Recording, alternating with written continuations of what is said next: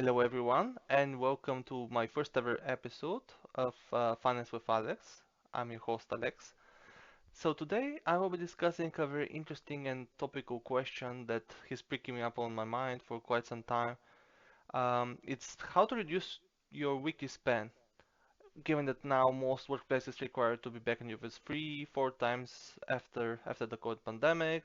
I wanted to help people to find out how they actually spend their money during the week and make more conscious decisions to actually help them save or reduce their expenses during the week. So what does that tell us? UK versus the USA.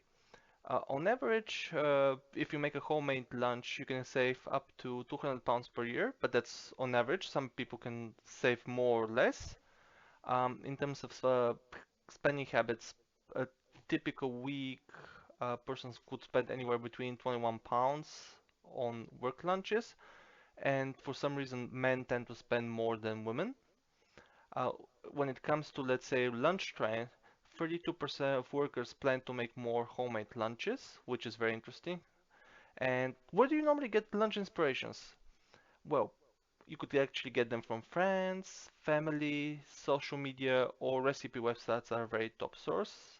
For example, BBC Good Food has very nice and easy recipes that can easily take only 15 to 20 minutes to make, and actually find it quite useful in my case.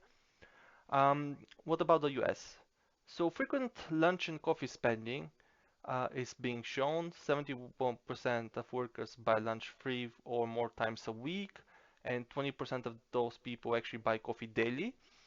In terms of costs are actually higher compared to the UK, where close to 50% of people spend around £20 or more on lunch, and 44% spend $50 or more on breakfast.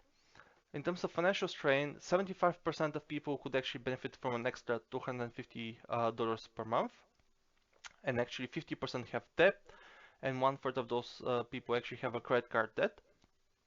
So small purchases, surprisingly, can actually tend to add up. Small frequent expenses like lunch and coffee can actually strain your budget throughout the month, and obviously will not allow you to save money during the year. So I'm gonna give you some tips for savings. So, for example, packing a lunch and bring coffee at home can actually help you save significant amounts. But actually, how much? Well, you need to ask yourself these questions. Do you really need this item? Could I actually make it at home? Is it gonna be cheaper if I make it at home?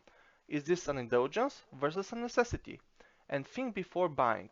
So, to give an example, a typical expense, let's say you buy a coffee once a day and it costs £5. Easily you can spend £25 per week. For a month that will be around £100. And obviously per year it could be around, let's say, £1,260 for the whole year. What about, let's say, if you want to have lunch? So lunch, at least in you can average can be anywhere between £5 to £10, so it could be even more. So weekly expense can be around 25 to £50, or 100 to 200 for a monthly expense. And finally, for yearly expense, it can go anywhere from 1200 over 1200 to 2500 or more. So that's a very big number.